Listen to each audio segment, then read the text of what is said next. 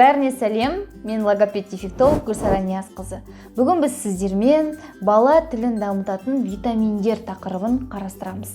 Жалпы шынымен де витаминдермен баланың сөйлеу тіліне әсер етуге бола ма, әсер етуге болмай ма? Осы сұраққа жауап беріп көрейік.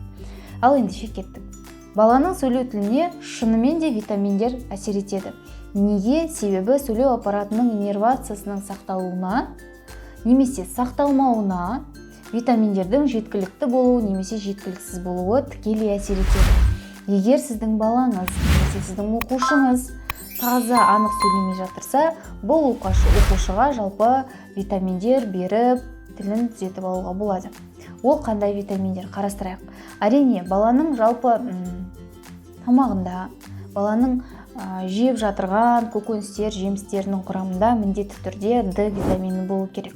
D витамині арқылы баланың жалпы сүйектері қатаяды және сонымен қоса баланың шайнау бұлшық еті, қозғалмалы жағы, тістері қатаятын болады. Және сонымен қоса баланың сөйлеу тіліне, жалпы бала организмде миелиннің синтезделуіне тікелей әсер ететін тағы бір витаминдердің бірі ол бізде В витаминдері.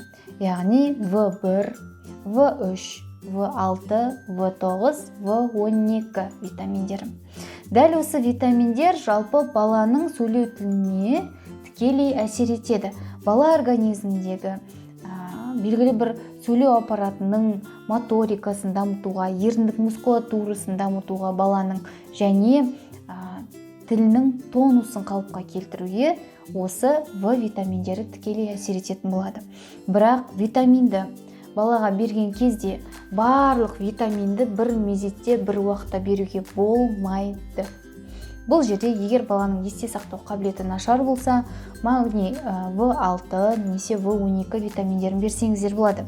Ал егер баланың сілекейі ағады немесе ернін бала жымқыра алмайды, немесе дизартрияға ұшыраған балаларға көп жағдайда В1, В3 және де В6 витаминдері өте жақсы көмегін береді. Витаминдерді әрине сіздер белгілі бір дәрігер маманның кеңесімен алсаңыздар өте керемет болады. Неге? Себебі кейбір витаминдер баланың организмінде, денесінде белгілі өзіндік мөлшері сақталған, яғни қажетті мөлшерде болуы мүмкін. Сол себепті де кез келген витаминді балаға нұсқаулықсыз беруге болмайды. Сол себепті невропатолог мамандардан кеңес алып, балаға осы қажетті витаминдерді берсеңіздер болады. Және содан кейін баланың сөйлеу тілі жақсаратын болады және сөйлеу аппаратының иннервациясы қалыпқа келетін болады.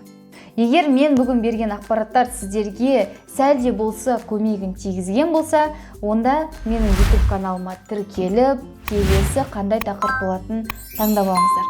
Және көршіңізге, таныстарыңызға, немесе құрбыларыңызға, жалпы ата-аналарға поделиться етіп, бөлісіп жіберіп қойсаңыздар болады. Пайдасы тисін.